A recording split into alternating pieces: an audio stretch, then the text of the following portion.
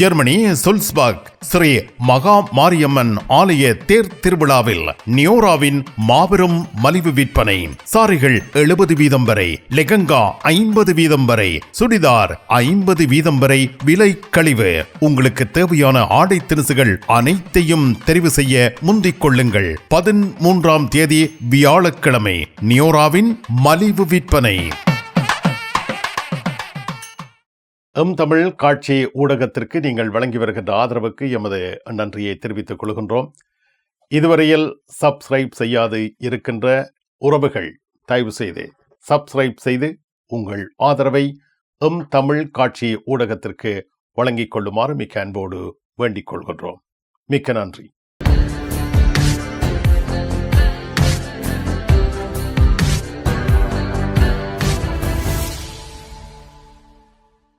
Germany செய்திகள். Germany நாட்டில் இருந்து வேலும் மயிலும் ராமகிருஷ்ணன் அவர்கள். எந்த உறவுகளே வணக்கம். ஜெர்மனி நாட்டில் பிரயாண அட்டை 63 யூரோவுக்கு விற்பனை செய்யப்படுகிறது. ஜெர்மனியில் டொய்ச்லாண்ட் டிக்கெட் என்று சொல்லப்படுகின்ற பிரயாண அட்டையானது தற்பொழுது 63 யூரோக்களுக்கு விற்கப்பட்டு வருகின்றது. இதே வேளையில் இந்த டொய்ச்லாண்ட் டிக்கெட் என்று சொல்லப்படுகின்ற பிரயாண அட்டையானது அறிமுகம் செய்யப்பட்ட பொழுது இந்த பிரயாண அட்டையானது 9 யூரோக்கு விற்கப்பட்டு பின்னர் 49 யூரோக்கு விற்பனை செய்யப்பட்டிருந்தது. இதே வேளையில் இந்த ஆண்டு இந்த பிரயாண அட்டையானது 63 யூரோக்களுக்கு விற்பனை செய்யப்பட்டு வருகின்ற நிலையில் வருகின்ற ஆண்டு இந்த பிரயாண அட்டை 66 யூரோக்கள் 40 சென்ட்டுக்கு விற்கப்படலாம் என்றும் எதிர்பார்க்கப்படுகின்றது. அதாவது எரிபொருட்களுடைய விலையேற்றத்தின் காரணமாக உபரியாக பிரயாண அட்டைகளில் வெளியேற்றங்களை மேற்கொள்ள வேண்டிய ஒரு துப்பாக்கிய நிலை ஏற்பட்டுள்ளதாக தெரிவிக்கப்பட்டிருக்கின்றது. டொய்ச்லாண்ட் டிக்கெட் என்று சொல்லப்படுகின்ற பிரயாண அட்டையை ஜெர்மன் நாட்டில் 14 மில்லியன் பேர் பயன்படுத்தி வருவதாகவும் தெரிவிக்கப்பட்டிருக்கின்றது. ஜெர்மனியின் ட்ரோன் விவகாரம் தொடர்பாக இப்பொழுது அதிக கவனம் செலுத்தப்படுகிறது. ஜெர்மன் நாட்டில் லைப்சிக் பிரதேசத்தில் உள்ள விமான நிலையத்தில் ஒரு ஆளில்லா விமானமானது பறந்ததாக தெரிவிக்கப்பட்டிருக்கின்றது. அதாவது இந்த ஆளில்லா விமானமானது சதி நோக்கத்துடன் ஏவப்பட்டதாக சந்தேகிப்பதாக ஜெர்மன் நாட்டினுடைய உள்ளூராட்சி அமைச்சர் அலெக்சாண்டர் ரோப்னிங் அவர்கள் தெரிவித்திருக்கின்றார். 2024ஆம் ஆண்டும் உபரியாக இந்த லைப்சிக் ஹல பிரதேசத்தில் உள்ள விமான நிலையத்தினுடைய பொதிகள் திரைக்கின்ற கொள்கலனிலும் இவ்வாறான ஒரு தாக்குதல் ஒன்று நடத்தப்பட்டதாக சந்தேகிக்கப்படுவதாக தெரிவிக்கப்பட்டிருக்கின்றது. இதன் காரணத்தினால் ஜெர்மன் அரசாங்கமானது இவ்வையான நடவடிக்கைகளை மிகவும் உன்னிப்பாக அவதானித்து வருவதாகவும் தெரிவிக்கப்பட்டுள்ளது. கூடி வாழ்ந்தால் கோடி நன்மை, ஆடி வந்தால் தள்ளுபடி நன்மை. வந்துருச்சு கோபுரா ஞானத்தில் மாபெரும் ஆடி தள்ளுபடி. 10 ஜூலை முதல் ஆகஸ்ட் 15 வரை அனைத்து பொருட்களும் மலிவு மலிவு மலிவு விலையில். கோபுரா ஞானத்தின் மாபெரும் ஆடி தள்ளுபடி. இந்த வாய்ப்பை மிஸ் பண்ணிடாதீங்க. ஜெர்மனி நாட்டில் நிலவி வரும் வெப்ப அலையால் இதுவரை 10,000க்கு மேற்பட்டவர்கள் உயிரிழந்திருக்கின்றார்கள்.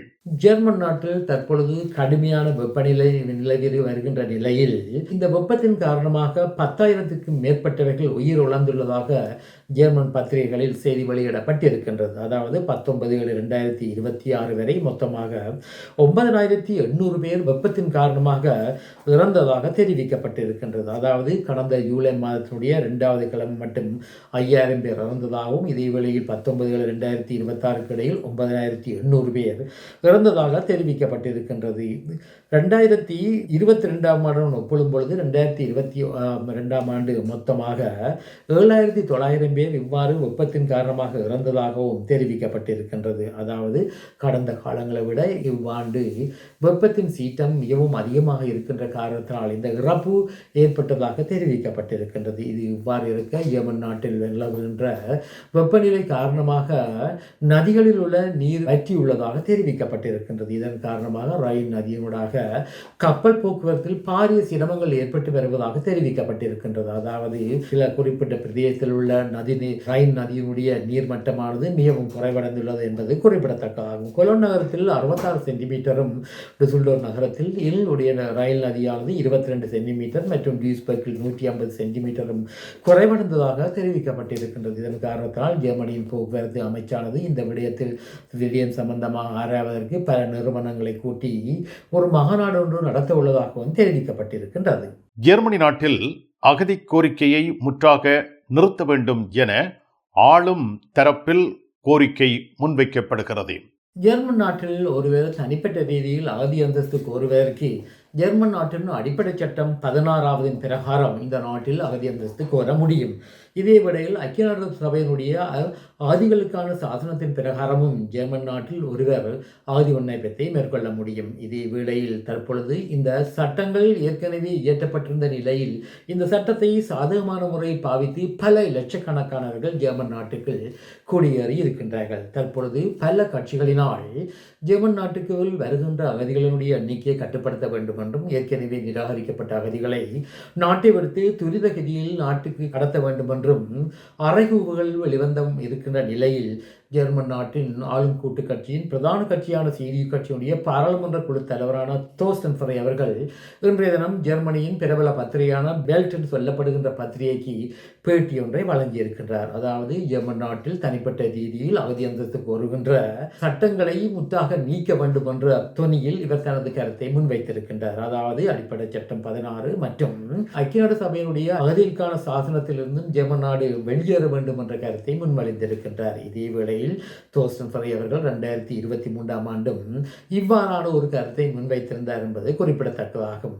இது இவ்வாறு இருக்க ஜெர்மனியின் ஆளுங்கூட்டு கட்சியின் அங்கத்துவ கட்சியான SPD கட்சியினுடைய பல அரசியல் பிரமுகர்கள் மற்றும் பசுமை கட்சி இடதுசாரி கட்சியினுடைய அரசியல் பிரமுகர்கள் இந்த செயற்பாடானது மனிதாயமானம் அற்ற ஒரு செயற்பாடு என்று அவர்கள் கண்டனத்தை விடுத்திருக்கின்றார்கள் என்பதும் குறிப்பிடத்தக்கதாகும். இதேவேளை ஜெர்மனியின் தீவிர வலதுசாரி கட்சியான AfD கட்சியினுடைய முக்கிய அரசியல் பிரமுகர்கள் மற்றும் பாராளுமன்ற உறுப்பினர்கள் இவரது கூற்றுக்கு தமது ஆதரவான கருத்தை முன்வைத்திருக்கின்றார்கள் என்றும் இந்த செய்தியை வெளியிட்ட பத்திரிகையானது தனது செய்தியில் தெரிவித்திருக்கின்றது. இது இவ்வாறு இருக்க கொலோன் நகரத்தில் அமைந்திருக்கின்ற வெளிநாட்டவர் காரியாலயத்தினுடைய அகதிகள் விடயத்தின் செயற்பாடுகள் பற்றி சில கேள்விக்குறிகள் எழுந்துள்ளதாக தெரிவிக்கப்பட்டுள்ளது. அதாவது இப்பிரதேசத்தில் வாழ்ந்த நிராகரிக்கப்பட்ட 500க்கும் மேற்பட்ட அகதிகளை பல்கான் நாட்டுக்கு திருப்பி அனுப்புவதற்கு சப் என்று சொல்லப்படுகின்ற கோஸ்பல்லில் அமைந்திருக்கின்ற நிர்வாகமானது நாட்டை விட்டு கடத்துவதற்கு கொலோன் நகரத்தினுடைய வெளிநாட்டவர் காரியாலயத்திற்கு தனது உதவியை நல்க இருந்த நிலையில் இந்த உதவியை கொலோன் நகர வெளிநாட்டவர் காரியாலயமானது ஏற்கவில்லை என்ற குற்றச்சாட்டு வந்திருக்கின்றது. அதாவது இந்த பல்கன் நாட்டிலிருந்து வந்தவர்களை நாட்டுக்கு திருப்பி அனுப்பாது அவர்களுக்கு இந்த நாட்டில் வதிவிட விசாவை வழங்குவதற்கு இந்த வெளிநாட்டவர் காரியாலயம் முயற்சி செய்ததாக குற்றச்சாட்டு எழுப்பப்பட்டிருக்கின்றது. இதே வேளையில் தற்போதைய இந்த நகரத்தினுடைய நகர முதல்வர் இது சம்பந்தமான விசாரணை ஒன்றை தான் மேற்கொள்ள உள்ளார் என்றும் குறிப்பிட்டிருக்கின்றார். இது இவ்வாறு இருக்க ஜெர்மனியின் போலீஸ் திணைக்களத்தினுடைய தொழிற்சங்கத்தினுடைய முக்கிய பேசவில்லை அதிகாரி ஒருவர் இந்த நகர நிர்வாகத்துடைய செயற்பாட்டிற்கு கண்டனத்தை தெரிவித்ததுடன் எதிர்வரும் காலங்களில் ஜெர்மன் நாட்டில் அகதிகள் விடயத்தில் அகதிகளை நாட்டை விட்டு அனுப்புவதற்கு ஒரு மத்திய நிர்வாக கட்டமைப்பு ஒன்று உருவாக்க வேண்டும் என்றும் கூறியிருக்கின்றார். டோட்முண்டில் ராஜமுத்திரை SK சில்க்ஸ் பரடைஸ் உங்களுக்கு பிடித்தமான ஆடைகள் அனைத்தும் மாபெரும் மலிவு விற்பனை. ஒவ்வொரு சனிக்கிழமையும் அதிவிசேட மலிவு விற்பனை. விஜயம் செய்யுங்கள் SK சில்க்ஸ் பரடைஸ் டோட்முண்ட். இனி உலக செய்திகள்.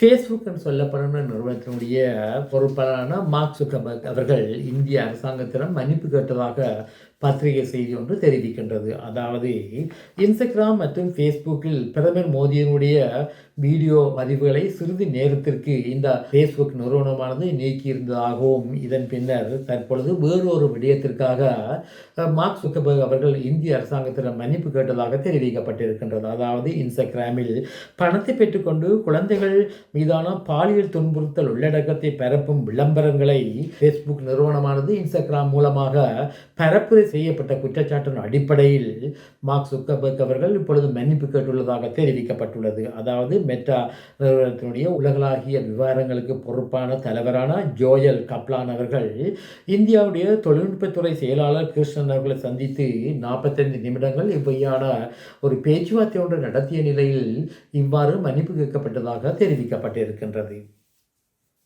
அமெரிக்க அரசாங்கமானது சவுதி அரேபியாவானது சமாதான முறையில் அணு ஆயுத செறிவூட்டலை மேற்கொள்வதற்கு அனுமதி வழங்கியுள்ள நிலையில் தற்பொழுது பாகிஸ்தான் உடன் குவைத் நாடானது பாதுகாப்பு ஒப்பந்தம் ஒன்றை மேற்கொண்டுள்ளதாக தெரிவிக்கப்பட்டிருக்கின்றது. இந்த பாதுகாப்பு ஒப்பந்தத்தில் எவ்வகையான அம்சங்கள் உள்ளடக்கப்பட்டது என்பது பற்றி இதுவரை பத்திரிகைகளில் வெளிவராத நிலையில் இந்திய அரசாங்கமானது பாகிஸ்தானுடைய இந்த நடவடிக்கைகளை உன்னிப்பாக அவதானித்து வருவதாக தெரிவிக்கப்பட்டிருக்கின்றது. இதே வேளையில் பாகிஸ்தானானது JF 17 என்று சொல்லப்படுகின்ற போர் விமானங்களை சோமாலியாவுக்கு விற்பனை செய்வதற்கு சோமாலியாவுடன் ஒரு ஒப்பந்தத்தை மேற்கொண்டுள்ளதாக தெரிவிக்கப்பட்டுள்ளது. இதேவேளையில் சோமாலியாவுடைய இராணுவத்தினருக்கு பயிற்சிகள் மற்றும் உளவுத்துறை பரிமாற்றங்கள் மேற்கொள்வதற்கும் பாகிஸ்தானுடைய அரசாங்கமானது ஒத்துழைப்பு வழங்குவதற்கு தயாராக உள்ளதாக தெரிவிக்கப்பட்டுள்ளது. மிக்க நன்றி வேலும் மயிலும் ராமகிருஷ்ணன் அவர்களே. மீண்டும் சந்திப்போம். வணக்கம். அதெல்லாம் இருக்கட்டுமாப்பா, வீட்டு டிடி பாக்ஸ் இருக்கோ? என்ன இல்லையோ? எனக்கு விசாக்கு முதல் டிடி பாக்ஸ் இருக்கும். சரி, ஓகே, பாய். நைட் எடுக்கிறேன். என்ன சரியா? இங்க என்னடா வாங்கி விற்கிறாராம். என்னப்பா உலகம் டிடி பாக்ஸ் எல்லாம் இருந்திருக்கு? இல்ல, அவர் என்னன்னு சொன்னா ஃபுட் சிட்டி வச்சுக்கிறாரு தானே. இப்ப கொஞ்சம் பிஸியா இருப்பார். அவர் வீட்டை டிவியும் பாக்குறீங்கள. அப்ப இப்ப நான் போறேன் தானே, இப்ப வாங்கி விற்பேன். மறந்துடாதீங்க, நீங்களும் வீட்டுல டிடி பாக்ஸ் வாங்கி வைங்க. தமிழ் தொலைக்காட்சிகளின் நிகழ்ச்சிகளை தங்கள் இல்லங்களுக்கு எடுத்து வருவதில் முன்னணி வகிப்பது டிடி பாக்ஸ். நீங்கள் விரும்பும் தொலைக்காட்சி நிகழ்ச்சிகளை இலகுவாக பார்த்து மகிழ டிடி பாக்ஸ். விவரங்களுக்கு 0049 1630 00 78 00.